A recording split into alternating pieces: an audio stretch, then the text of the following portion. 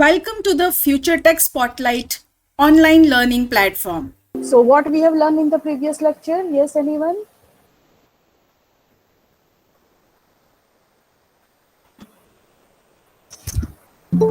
Big data analysis. Okay, very good. Gradient descent that we have learned previous lecture, I think. Okay, so in the last lecture we have started with the machine learning, and we have seen a difference between the artificial intelligence and machine learning. We have seen what is the data mining and machine learning, and we have seen what is the difference between the data mining and your big data analysis. So different types of comparisons we have seen in last lecture, and we have seen one example of spam filter, how this exactly machine learning works and how the learning process takes place. Okay, and then we have seen the main three technology we are using under the machine learning, that are supervised learning, unsupervised learning, and reinforcement learning. We are familiar with these two first keywords, supervised and unsupervised, and we have already learned few algorithms under this, and we will learn a new algorithm based on reinforcement learning also. Okay, so that we have learned up till now. So we will start. We have already started with the supervised learning. What is supervised learning? There are two processes: that learning and testing. That is training the data and test the data or test the model. So that is what we have seen, and we have also seen that in this process we actually assume that in my training set all variety of data are there, and that's why it is easy to test our data on testing set. But in most of the cases, what happened when your testing set is a small number of data is there in testing and wide variety of data in training, then it is okay. But अगर आपका testing और training दोनों ही 50-50% है, और in that case suppose your new variety of data is there in the testing and not in the training, तो उस time पे training का जब वेरिफिकेशन होता है मॉडल का based on testing data, it is very difficult to test that new data which is not there in the training set. Okay, so that way actually the accuracy part will decrease exponentially in that type of data. So it is very important actually to get all type of data. अगर आपको पता होगा तो हम लोगों ने जब ADMS में आयरिश डेटा पे काम शुरू किया था, तो Irish data is having 4 classes, right? That वर्सी कलर एंड ऑल. सो जो 3 क्लासेस, तो वो जो 3 क्लासेस है वो वहां पे किस तरीके से है? आई थिंक 4 क्लास है ना, उसके कितने क्लास है आयरिश डेटा के? 3 क्लासेस, वर्सी कलर, सटोसा एंड वर्जिनिका. ठीक है, तो this are the 3 classes. Okay, और हर क्लासेस में इन लोगों ने क्या किया है कि first let's say 50 data is for versicolor, then next 50 is for Satosa and next 50 for Virginica. So that way we are having 150 data total. Okay, so इसीलिए अगर सबको याद होगा तो हम लोगों ने सबसे पहले कोई भी एल्गोरिथम के पहले सबसे पहला काम क्या किया था? किसी को याद है? सबसे पहला काम कोई भी एल्गोरिथम स्टार्ट करने से पहले in R programming what we have done?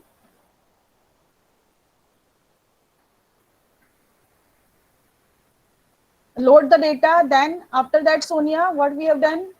हमने डेटा को रैंडमाइज किया था, रैंडमली. हाँ, वेरी गुड अखिलेश. हमने रैंडमाइज किया था so that when we convert our data whole data set into training and testing, then training set will get all kind of variety. ऐसा नहीं है कि उसके पास वर्जिनिका और वर्सी कलर ही है, सटोसा है ही नहीं. तो सटोसा का जब उसको टेस्टिंग करना होगा तो कौन से बेस पे करेगा वो? ठीक है, so in that case we required that training set should have all variety of data. Now clear everyone? जितने क्लासेस है वो क्लासेस एटलीस्ट वहां पे प्रेजेंट होने चाहिए. ऐसा नहीं है कि टेस्टिंग में आप नए क्लास को इंट्रोड्यूस कर रहे हो.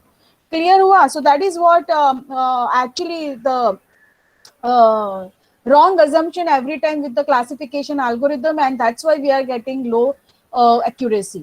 Clear? Okay, so now अभी जो मैंने सारी स्लाइड्स रखी हैं, that the slides are exactly similar of your ADMS slides, so that आपको एक नया कुछ सीखने की जरूरत नहीं है. जो हमारा पुराना कंटेंट है वही मैंने रखा है. The same you are having in this syllabus also, just for the brief introduction, अगर आपको वापस से वो सारे एल्गोरिदम का इंट्रोडक्शन हो जाएगा, then we can quickly move ahead with this algorithm at higher level. Okay, तो सबसे पहला हमने क्लासिफिकेशन किया था. तो क्लासिफिकेशन के कुछ एल्गोरिदम थे, याद है किसी को? एडीएमएस में हमने क्लासिफिकेशन के अंडर में क्या क्या किया था? Yes, anyone? Under classification, there are 4 algorithms. Yes, very good, Akhilesh. ID3. Then 4 algorithm किए थे हमने. किसी को याद हो तो? Naive based, very good. Sonia. So now in next 3 lecture मैं आपको पूछती रहूंगी सिर्फ, ठीक है, क्योंकि हमने किया हुआ है. निशा, वेरी गुड. काट. Yes. And it is based on what? Okay, logistic regression. Okay. Actually हाँ, लॉजिस्टिक भी आ सकता है, लीनियर भी आ सकता है, कोई भी रिग्रेशन आएगा यहाँ पे. Okay, yes, anyone else? KNN, very good Smriti. K nearest neighbour you are talking about, Smriti? Shubham, K mean is part of clustering, not classification. Okay, and KNN, K nearest neighbour is part of classification. Okay, so KNN, yes, KNN is there, K nearest neighbor. Very good, Smriti. Decision making, actually the whole ML is based on decision making process, right? तो सारे ही algorithm decision making पे ही होंगे, ठीक है. But if you are talking about a decision tree, then this is one of the algorithm. Okay, Adarsh. So decision tree, K nearest neighbor, logistic regression, CART, naive based, ID3, और एक तुम लोग भूल गए C4.5, वो भी हमने पढ़ा था, the refined version of ID3. So these are all you can say algorithm under classification. Okay, so ये सारे ही एल्गोरिदम में ट्रेनिंग टेस्टिंग होता है, तो ये सब एल्गोरिदम इसके अंडर में आते हैं. Few more algorithms are also there, that is neural network हमने ऑलरेडी देखा, एंड सपोर्ट वेक्टर मशीन ये भी हम देखेंगे. So that is also under classification, but it is a kind of heuristic algorithm, modern algorithm. तो हम वो next lecture में देखने वाले हैं, ठीक है. तो पहला जो एल्गोरिदम है, that is decision tree algorithm, which is based on the tree structure. We have already seen this algorithm. If the classifications rule जो भी हम लोग लेते हैं ट्री को रिप्रेजेंट करने के लिए, अगर वो क्लासिफिकेशंस रूल से हम ट्री बनाते हैं, then it is called classification tree or decision tree, and if we are using regression rules, then it is called regression tree. So now based on kind of rule we are using, we will call that tree with that term. Okay, but हमको पता है कि tree कैसा होता है, right? The node is having attributes and age is having conditions. Okay, so that way we are actually formulating the rules. Okay, rules actually end of the day. Okay, with this row nodes and leaf nodes and edges. Okay, so this is what the path and nodes are here. ठीक है. Decision tree जो है उसमें क्या होता है, सबसे पहले तो रूट नोड होता है. So it is very very important to decide the in my criteria or my data set which attribute will become my root node. Okay, and based on that other rules will be defined. Okay, so the splitting the attribute is called as splitting attribute because the data is split based on condition over this attribute. So whatever the attribute we are deciding as a root node, let's say for example, okay, so that root node based on the data under that attribute, we will split that data with the condition. Okay, और वो condition के हिसाब से हमारे 2 child node बनेंगे या 3 भी बन सकते हैं. Not necessary all the time binary tree, but it may be your n ary tree बन सकता है, पॉसिबल. ठीक है. And outgoing edge of an internal node are labelled with predicates that involve the splitting attribute of the node. ठीक है. तो यहाँ पे क्या होता है, आपको अगर वो थियोरी याद है जो हमने एडीएमएस में किया था, ये करने के लिए हम लोग क्या करते थे, सबसे पहले First I want to decide what will be my root node. So root node, suppose in my table, let's say 5 fields are there. Now again we will go for the Irish table where I am having, let's say, petal width, petal width होता है, petal height होता है, sepal width, sepal height and class. So let's say we are having 5 attributes. So which one will be my root node? वो हमें कैसे decide करना है? Yes, anyone? करना पड़ेगा ना, सबसे पहला कौन सा आएगा? हम कोई भी नोड के साथ तो शुरू नहीं कर सकते. Very good Akhilesh. तो अखिलेश को याद है एडीएमएस के we required to calculate the entropy for all the nodes, and based on the entropy we will calculate what? After that entropy we will calculate, yes anyone? Based on entropy we are calculating what? Gain. Very good Akanksha.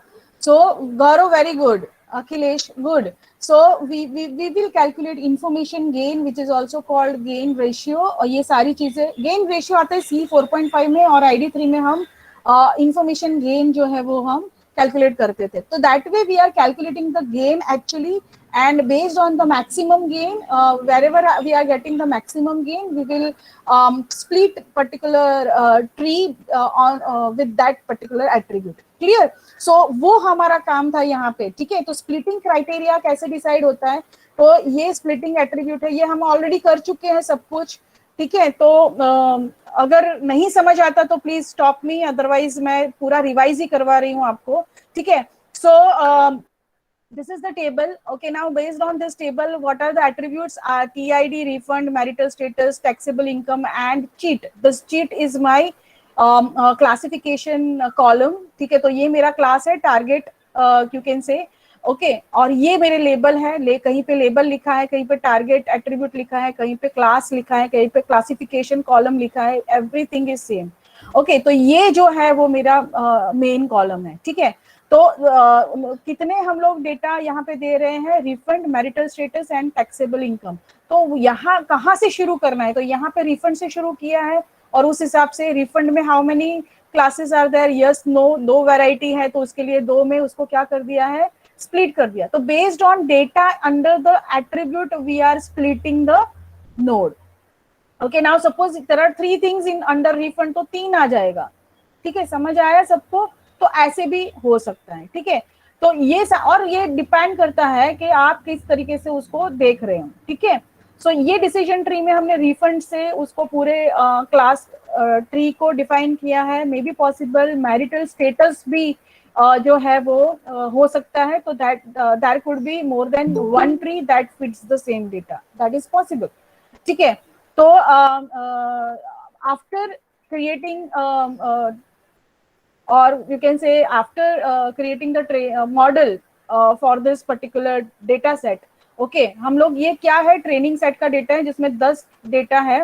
With class हम लोग इसको use करेंगे, and we will use any of the classification method और algorithm, may be ID 3 और C 4.5 card कुछ भी use करेंगे हम लोग, और वो मॉडल को तैयार करेंगे, और after that the testing set will test the data. Now again, for testing set also we are having this value, class value, but at the time of feeding the data in the model we will not give this class value. Okay, and whatever the original value and calculated value, that we will check, and we can calculate the accuracy. So this is what the decision tree classification task. Okay, and after that whenever the new row will come, we will use this particular decision tree as per the guide, and we can get the predicted value of cheat. Okay, तो यहाँ पे refund अगर no है तो ये refund में no की तरफ जाएगा. मैरिटल स्टेटस में मैरिड है तो मैरिड की तरफ जाएगा. जहाँ पे कोई टैक्सेबल इनकम जैसा कुछ भी नहीं है तो डायरेक्ट चीट की वैल्यू क्या आ जाएगी? No. So that way we will refer this tree as a template.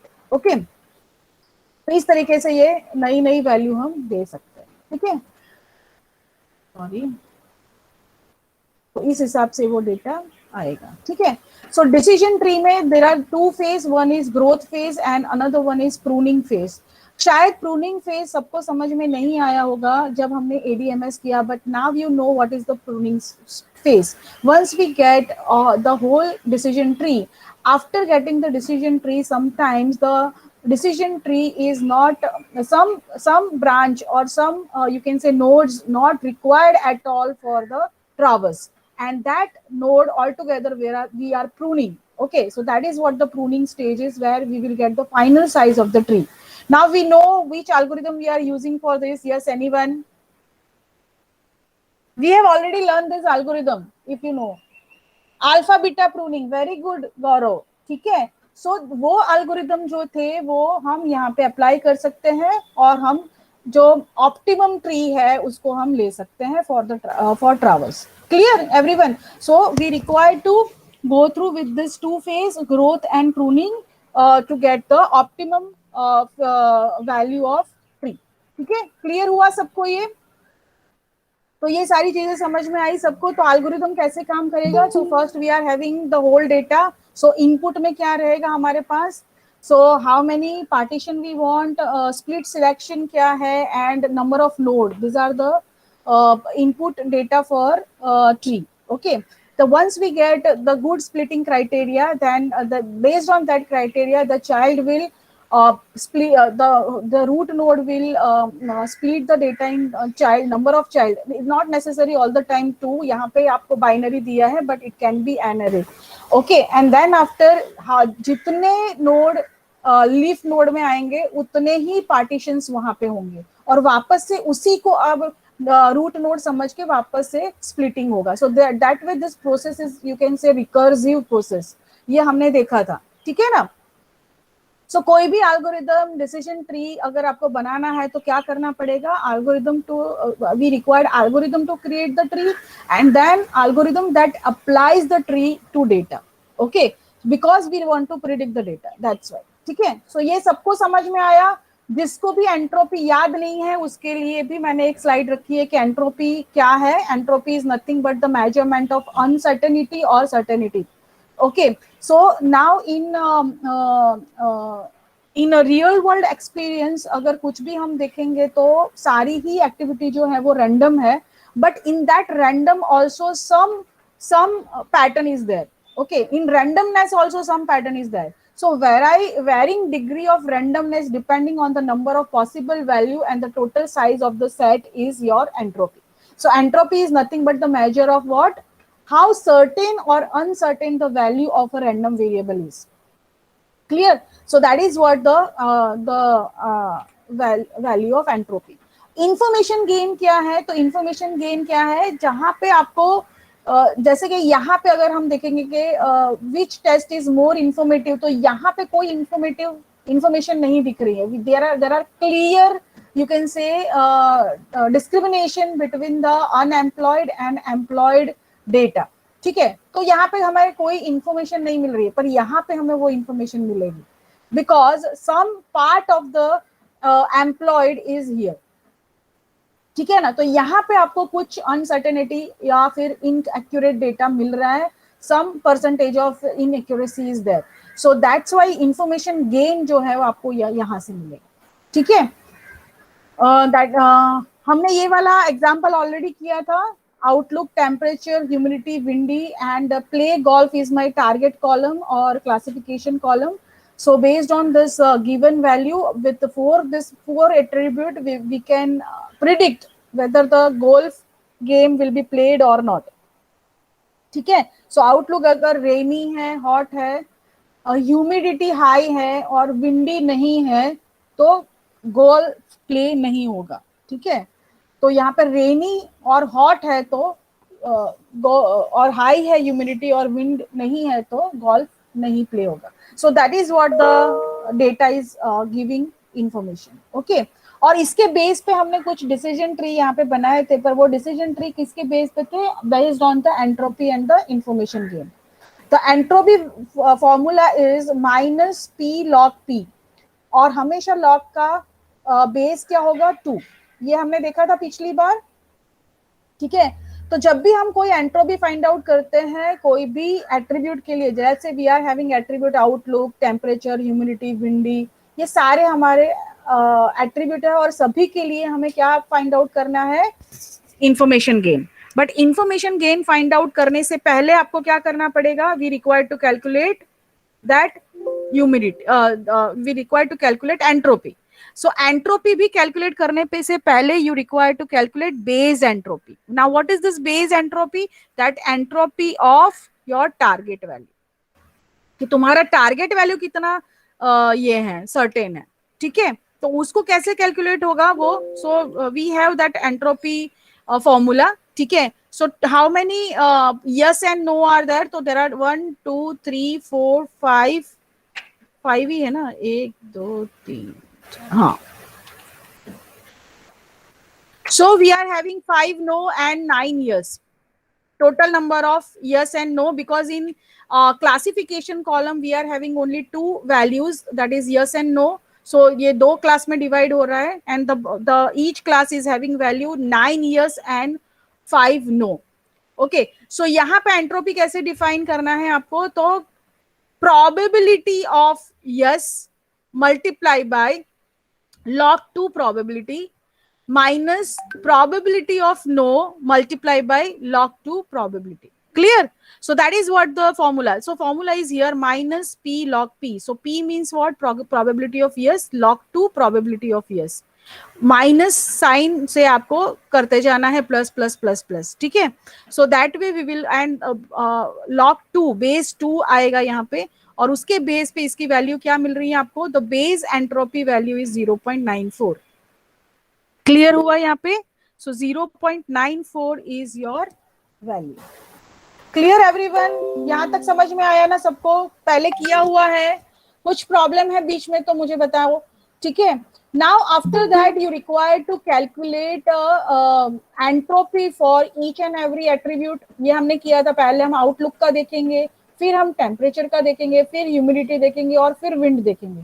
तो आउटलुक का कैसे देखेंगे? तो how many different data is there in the output? Rainy, overcast, sunny. Only 3 output is there. So now we require to check. How many times yes and no for rainy, how many times yes and no for overcast, how many times yes and no for sunny, because my target column is yes and no. तो yes और no कितनी बार रेनी के लिए है, overcast के लिए है, और सनी के लिए है, वो हमें चेक करना है पहले. सो Sunny 3 yes and 2 no, total 5 times sunny data is there. Overcast 4 0 and rainy 2 3, so total 14 data is there. Now based on this we will calculate the entropy of this outlook attribute. Clear? Now output attribute में कैसे हम outlook attribute में करेंगे? तो probability of sunny multiply by entropy of yes and no, ठीक है. probability of overcast multiply by entropy of yes and no. क्यों हमने डायरेक्टली किया है? Because this is nothing but your total probability, you can say, but your probability is divided into few different sample space. The sample space sunny, overcast and rainy, ठीक है. तो अगर sunny already selected है तो entropy क्या होगा? तो probability of sunny multiply by probability of entropy of yes 3 and no 2 times है. तो total sunny में क्या है? 5, ठीक है. तो यहाँ पे वो आपका एंट्रोपी यहाँ पे कैलकुलेट होगा. द सेम वे ओवरकास्ट के लिए प्रोबेबिलिटी, अगर ओवरकास्ट ऑलरेडी सिलेक्टेड है तो एंट्रोपी 40 कैलकुलेट करना है, एंड रेनी अगर सिलेक्टेड है तो आपको एंट्रोपी 23 जो है वो करना है. क्लियर हुआ सबको ये? ठीक है. What is the entropy of sunny? Sunny की एंट्रोपी है total 5/14, overcast 4/14 and rainy total rows 5/14. Clear? So this is what the sunny, overcast and rainy probability. ये 0.971 कैसे आएगा? कोई बताएगा? एंट्रोपी 3,2 का मतलब क्या हुआ?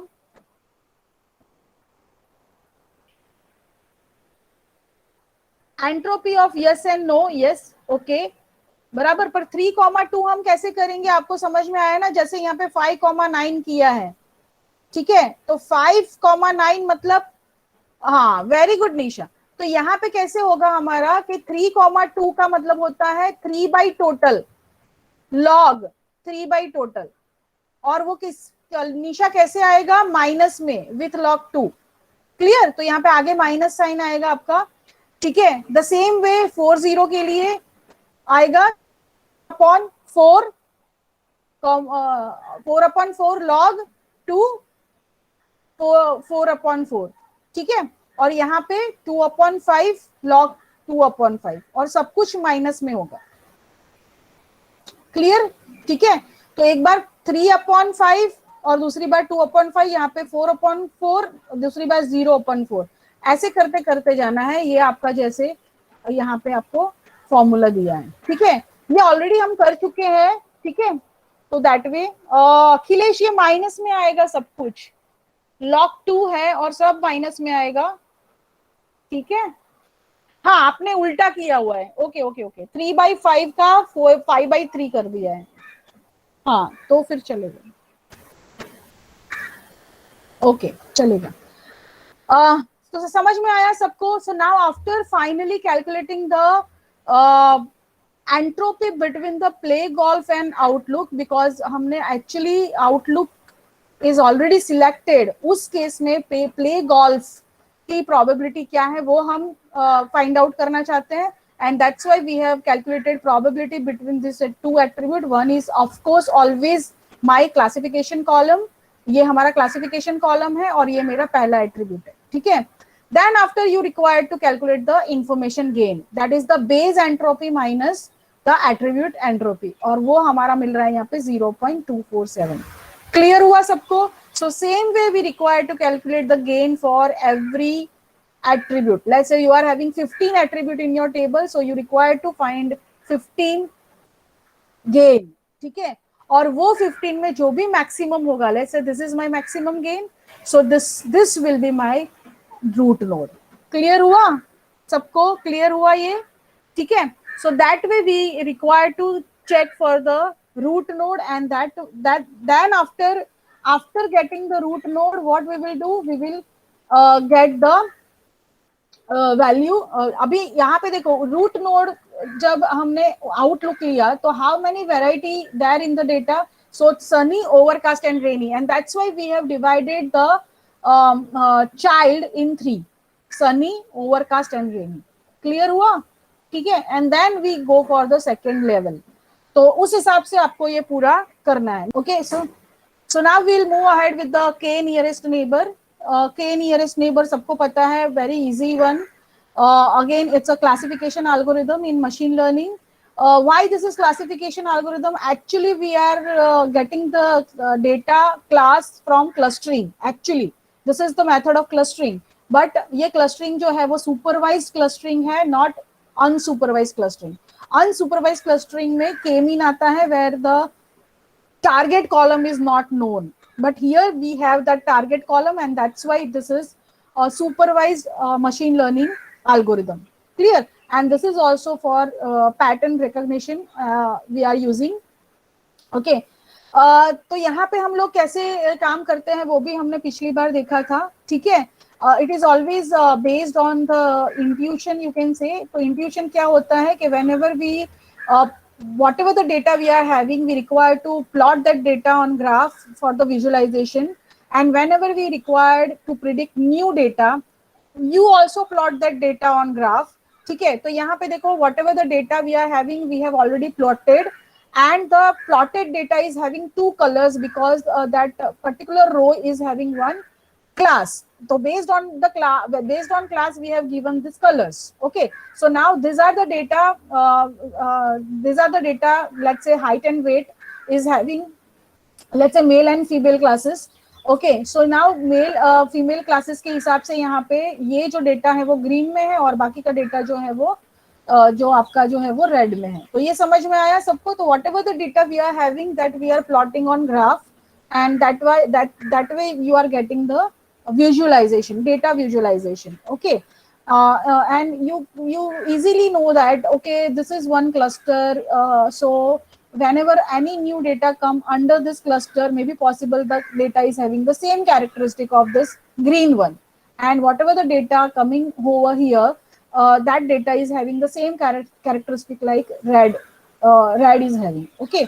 So that we can assume actually, Okay, so now suppose we want to, let's say here itself we want to visualize, we want to predict some new data. Let's say the data point is 2.5 and 7. उसका हमें class predict करना है कि वो green होगा कि red होगा. ठीक है, सो 2.5 एंड द 7. तो ये हमारा डेटा है, ये rectangle. Now this rectangle is not having any color because we require to predict. Okay, but we can predict easily because whatever the nearest neighbors, you can see the nearest neighbor, the most of the neighbor underline are green, and that's why we can say that this particular data point is also green. The same way for this data point 5.5, 4.5 is also with the same logic. We can say that this particular data is surrounded by the same character data red, and we can say that this is also red. Okay, so this is what the k nearest neighbor concept is. Okay, so यहाँ पे ये concept है कि भाई आपकी एक दो characteristic किसी से मिलती जुलती है तो आप बोल सकते हो कि भाई ये वही चीज है. ठीक है, so if it walks like a duck, quack like a duck, then it's probably a duck, that we can say. Clear हुआ सबको ये आइडिया? ठीक है, तो इस तरीके से काम करते हैं. Why it is called nearest neighbour? Because K nearest neighbour, because you can again check how many nearest neighbor you want to check for the final conclusion. Okay, so now suppose if it is one nearest neighbor, it means what? Whenever I am predicting my new data, the square, this cross is my new data, then the first nearest neighbor I will check, the first nearest neighbor. ठीक है, and only that nearest neighbor value I will check, and whatever the class of that data, that class will be the class of this new predicted value. Clear everyone? Okay, two nearest neighbor means now I will expand my horizon and I will check not only one but two nearest neighbor. Okay, and that way the concept is k nearest neighbor is there. So as many as neighbor you check, that many accuracy you will get. Okay, because यहाँ पे आपने एक पे ही अगर decide कर लिया कि okay this is what the my target class will be, so maybe possible the it can be wrong. Okay, so you require to check on, and that's why what is the value of k, optimum value of k, that is also one of the algorithm to check. Okay, to get the highest accuracy, and that is always depending on your problem statement कि आप कौन से type के problem के ऊपर काम कर रहे हैं. ठीक है, तो ये के वैल्यू क्या है वो समझ में आया ना सबको कि कितना देखना है हमें अपने सराउंडिंग में, how many nearest neighbour I require to check for the final conclusion. Clear everyone? We will take one example quickly. So we have already worked on this example. ठीक है, कॉपी नहीं हो रहा है यहाँ पे. Okay, you got this question. ये question exam में आया था, याद आया सबको? Can you see this question students? Yes ma'am.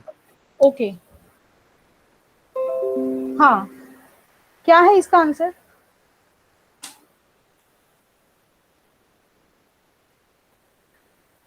Okay, I'll read.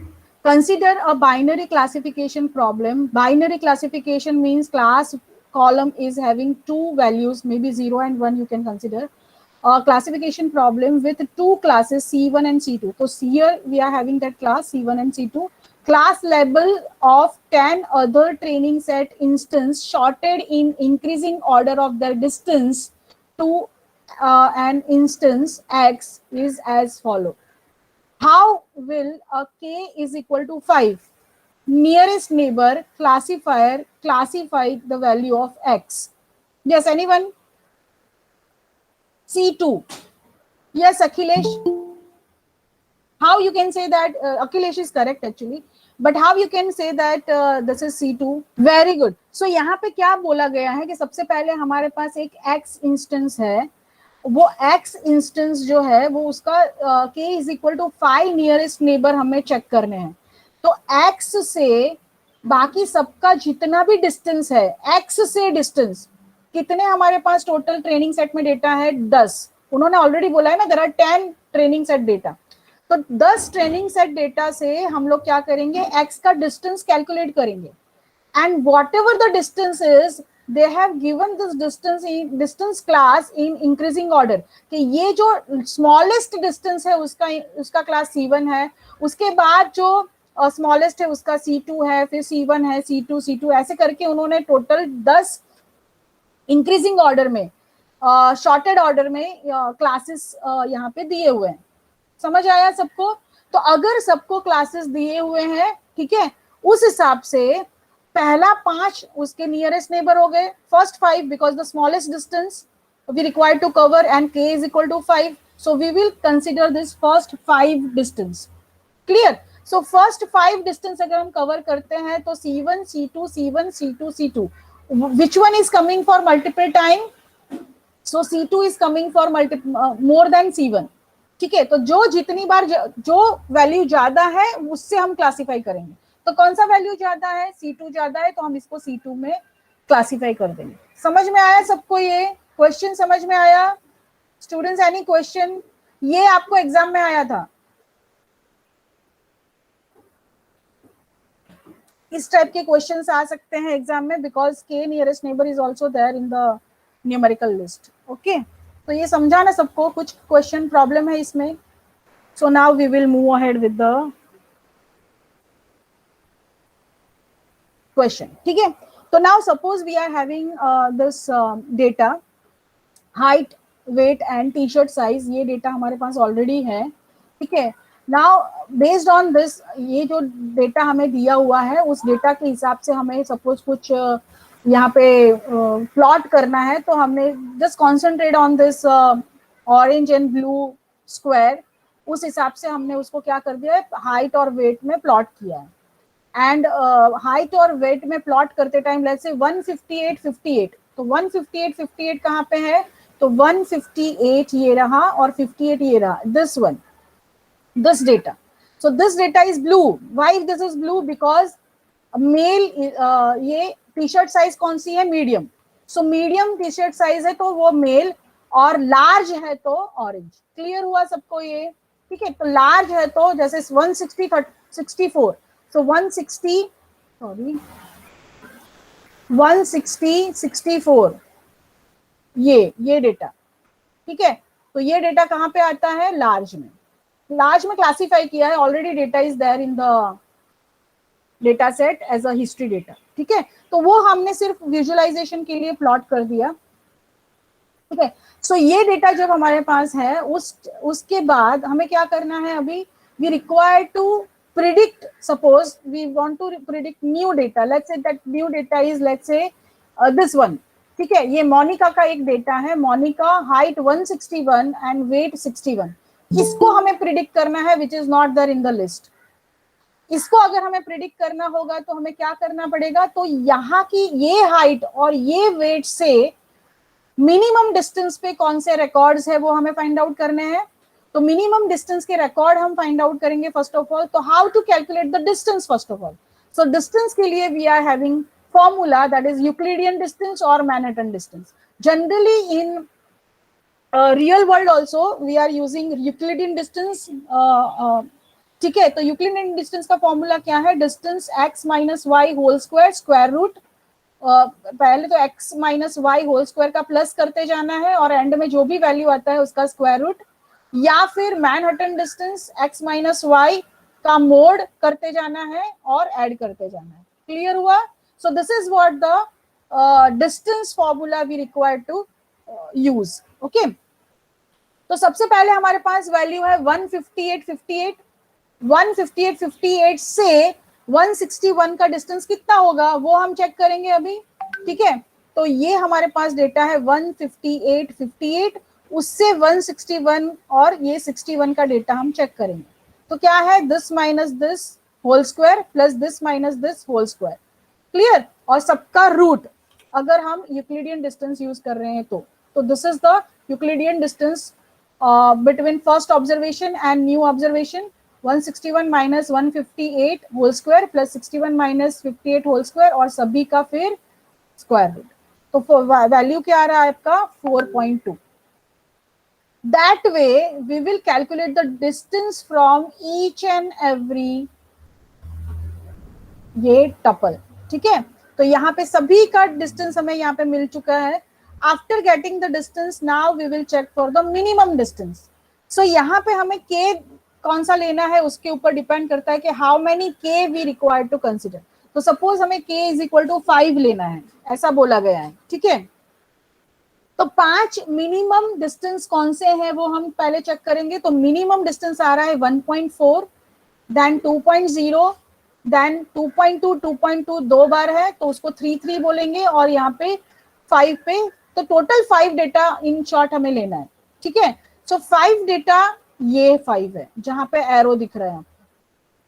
These are the 5 data, and this yellow one is my new data, that is 161 and 61. Clear हुआ सबको? ठीक है, तो ये यहां से मेरा नियरेस्ट नेबर कौन सा है, that I require to check. And as per the data visualisation I can see that there are more blue square than orange square. So we can say that okay, this particular tuple is also fall in category medium. Clear? So that we can say easily कि ये medium के लिए ये tuple है. समझ में आया सबको? How to calculate a distance if we have 4 attributes? Akhilesh का क्वेश्चन है. Very good question Akhilesh. So now suppose हम यहाँ पे देखेंगे हाइट वेट ये दोनों आ गया. ठीक है, उसके बाद लेट्स से और एक्स और वाई दो और हम कॉलम ले लेते हैं. ठीक है, एक्स एंड वाई. ठीक है, तो जब आप प्रिडिक्शन के लिए वैल्यू देते हैं तो यहाँ पे भी एक्स और वाई देना पड़ेगा. Of course we will predict the value of classification column, but whatever the other attributes are there that you require to provide for the prediction, right? तो यहाँ पे आपको वो प्रोवाइड करना पड़ेगा. तो यहाँ पे suppose height weight x1 x2 है, तो यहाँ पे भी हम नए प्रिडिक्शन के लिए हाइट वेट x1 x2 हम यहाँ पे प्रोवाइड करेंगे. ठीक है, now based on that Euclidean distance कैसे होगा. So height 161 minus 158 whole square. x minus y करो, y माइनस x करो, कोई फर्क नहीं पड़ता क्योंकि एंड में हमें क्या करना है, स्क्वायर. ठीक है, so 158 minus 161 whole square plus 58 minus 61 whole square plus x1 का जो भी वैल्यू है माइनस यहाँ पे जो भी वैल्यू है प्लस उसका होल स्क्वायर प्लस फिर x2 का जो भी वैल्यू है और यहाँ x2 के लिए जो वैल्यू दिया है उसका माइनस होल स्क्वायर प्लस. ऐसे करते एन एट्रीब्यूट होंगे तो भी प्लस करते जाना है. Akhilesh got it? जितने एट्रीब्यूट होंगे उतनी बार माइनस करते जाएंगे ना हम लोग. ठीक है, जैसे यहाँ पे हाइट का माइनस किया वैसे ही x1 का माइनस होगा, x2 का होगा, x3 का अप टू xn, वो उसका माइनस करके स्क्वायर करके प्लस करते जाएंगे. Very good Gaurav. Gaurav has already given the formula. ठीक है, और डॉट डॉट करके x रेज टू n कर दो तो और बेटर है. ठीक है, क्लियर हुआ? So this is the formula. ठीक है, so that way you can calculate your shortest distance using Euclidean distance. Now suppose you want to do this through Manhattan distance, तो क्या करना है, instead of square what we will do x1 minus y1 mod. मतलब हम इसका absolute value लेंगे. समझ में आया सबको? absolute value of x1 minus y1 plus absolute value of x2 minus y2, ऐसे करते प्लस करते जाएंगे जितने भी एट्रीब्यूट है. क्लियर हुआ सबको? ये एग्जाम में आ सकता है. हाँ, and now from next lecture onwards we will start with naive based algorithm again, that also will be there in your exam. Okay, numerical. तो वो हम स्टार्ट करेंगे एंड क्लस्टरिंग करेंगे. उसके बाद हम एक नया टॉपिक सीखेंगे, reinforcement learning. Clear? Thank you, everyone.